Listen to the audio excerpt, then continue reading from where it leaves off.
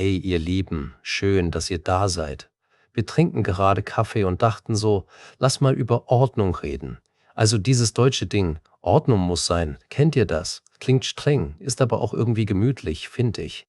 Ja, total. Und hey, hallo auch von mir. Viele denken bei Ordnung nur an Regeln, aber für viele Leute hier ist es einfach Struktur im Alltag, so ein System, das hilft.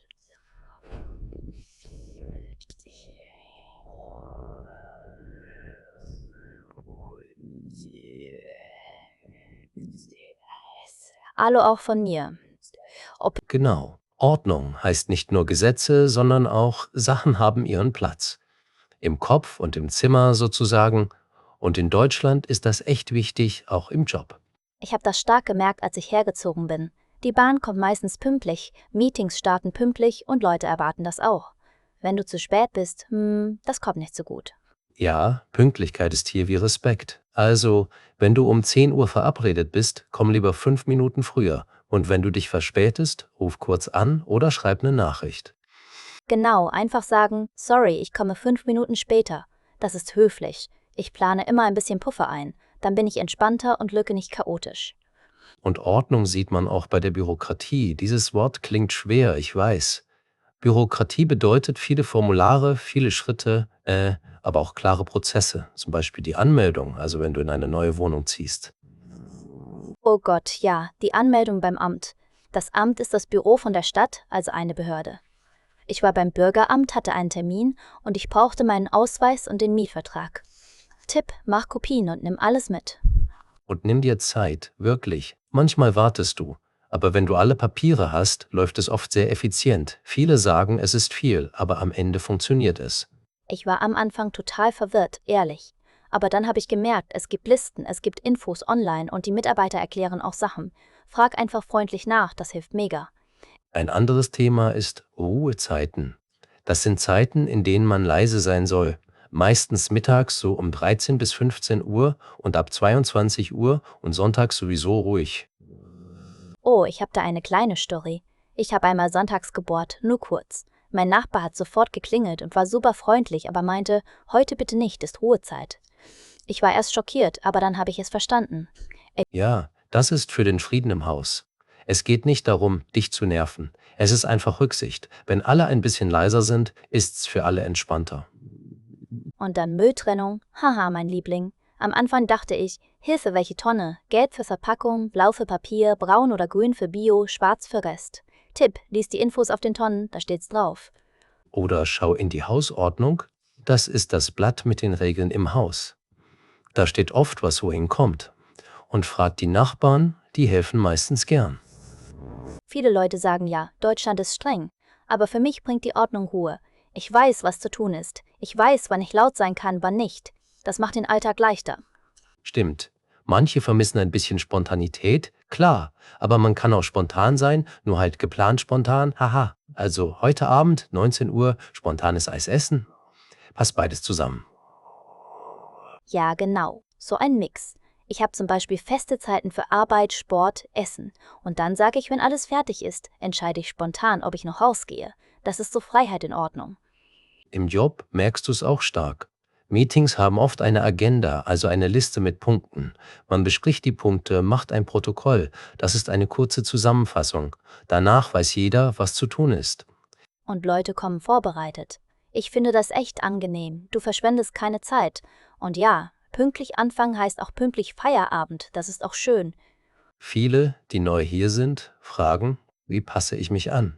Mein Tipp, sei pünktlich, lies die Regeln und frag nach, wenn du unsicher bist. Niemand erwartet Perfektion, aber Respekt ist wichtig. Voll. Und mach dir Checklisten. Ich habe eine Mappe, also so einen Ordner, nur für wichtige Papiere, Mietvertrag, Versicherung, Anmeldebescheinigung. Ich habe auch eine digitale Kopie. Sicher ist sicher. Echt sicher? Guter Punkt. Und nutz einen Kalender, Papier oder App. Trag Termine sofort ein. Ich plane auch Wege mit Google Maps und rechne 5 Minuten extra. Dann bin ich entspannt. Noch ein kleines Ding aus dem Alltag bei Rot an der Ampel warten. Viele warten wirklich, auch wenn kein Auto kommt. Ist halt Regel und auch Vorbild für Kinder. Fühlt sich am Anfang komisch an, aber man gewöhnt sich. Und Sonntage sind oft ruhig. Viele Läden sind zu. Das nervt manche am Anfang. Aber du kannst es nutzen, spazieren, lesen, Freunde treffen. Es ist so ein gemeinsamer Chilltag. Ich fand auch das Pfandsystem super, das ist Geld für Flaschen. Du gibst die Flaschen zurück und bekommst Pfand. Das ist Ordnung plus Recycling, eigentlich sehr praktisch. Es gibt aber auch Momente, wo Ordnung stressig wirkt. So viele Formulare, so viele Regeln. Dann hilft mir Humor und ein Plan, eins nach dem anderen, Schritt für Schritt. Ja, und auch drüber reden. In Foren oder Gruppen fragen viele, wie macht ihr das? Da kommen voll gute Tipps und man merkt, du bist nicht allein damit. Ich habe mal gelesen, viele lieben hier die Effizienz, aber sie vermissen die Lockerheit von zu Hause. Kann ich verstehen. Ich glaube, man kann beides haben, so im Alltag mixen. Absolut. Zum Beispiel, du planst die großen Sachen wie Anmeldung, Arzttermine und dazwischen hast du kleine freie Fenster. Da ist Platz für spontanes Kaffee im Park, Musik hören, whatever. Und wenn du unsicher bist bei Regeln, einfach kurz fragen, ist das okay? Darf ich das? Das zeigt Respekt. Viele Leute erklären gern, warum es so ist. Noch ein Tipp von mir. Lies Infos in einfacher Sprache. Viele Städte haben das. Da steht alles klarer. Und es gibt oft Checklisten auf den Webseiten von Ämtern. Was ich auch mag, wenn was geplant ist, dann passiert es meistens auch. Das gibt Vertrauen. Ich fühle mich sicherer, wenn ich weiß, heute 14 Uhr, Termin, fertig. Und wenn du mal spät dran bist, keine Panik. Schreib eine kurze Nachricht, ich komme 10 Minuten später, tut mir leid. Das ist 1000-mal besser, als einfach zu spät kommen ohne Info. Genau. Und nimm im Zweifel alle Dokumente mit. Lieber zu viel als zu wenig. Ausweis, Verträge, manchmal auch eine Meldebescheinigung, das ist der Nachweis, wo du wohnst. Ich erkläre meinen Freunden oft, Ordnung ist nicht nur Kontrolle, es ist auch Fürsorge für die Gemeinschaft. Ruhezeiten schützen die Nachbarn, Mülltrennung schützt die Umwelt. Oh, und Nachbarschaft ist wichtig. Ein kurzes Hallo im Treppenhaus ist nett. Wenn du eine Party machst, sag vorher Bescheid. Dann sind alle entspannter, auch wenn es mal lauter wird. Stimmt. Und wenn du Musik hörst, einfach auf die Uhr schauen. Nach 22 Uhr leiser, easy. Wenn du unsicher bist, frag den Vermieter oder schau in die Hausordnung. Zum Thema Arbeit noch kurz. E-Mails sind oft direkt und kurz. Nicht unhöflich, nur klar. Ich schreibe Hallo, kurze Frage, danke und viele Grüße. Das passt gut. Und wenn du einen Termin hörst, das ist einfach ein fester Zeitpunkt für ein Treffen. Ohne Termin geht oft nix, zum Beispiel beim Amt oder Arzt. Also lieber vorher online buchen. Kleines Sprachding, Ordnung muss sein, hörst du oft. Das heißt, wir brauchen Struktur.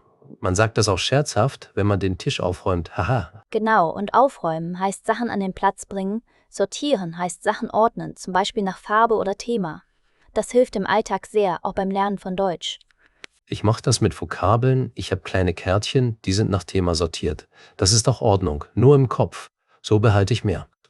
Okay, fassen wir kurz zusammen. Pünktlichkeit ist Respekt, lieber 5 Minuten früher. Regeln lesen, zum Beispiel Hausordnung und Mülltrennung. Dokumente sammeln, Termin machen, freundlich fragen. Und Ordnung heißt nicht null Spaß. Es ist wie ein Gerüst, auf dem du frei klettern kannst. Plan das Wichtige und dann ist Platz für Spontanität. Echt jetzt. Wenn ihr Fragen habt oder eigene Storys zur Ordnung, schreibt sie gerne in die Kommentare. Ich bin super neugierig, was ihr erlebt habt, auch die lustigen Files. Haha! Ja, teilt eure Tipps, was euch geholfen hat. Vielleicht habt ihr auch gute Websites oder Gruppen, die wir noch nicht kennen. Wir lernen ja auch jeden Tag weiter. Und wenn dir das gefallen hat, lass gern ein Like da und abonniere unseren Kanal. So verpasst du keine Folge und wir wissen, dass dir das Thema gefällt. Genau. Danke fürs Zuhören, ihr Lieben. Bleibt entspannt, bleibt freundlich und ein bisschen Ordnung schadet nie. Bis nächste Woche. Bis dann, macht's gut und viel Erfolg mit eurer ganz eigenen Ordnung im Alltag.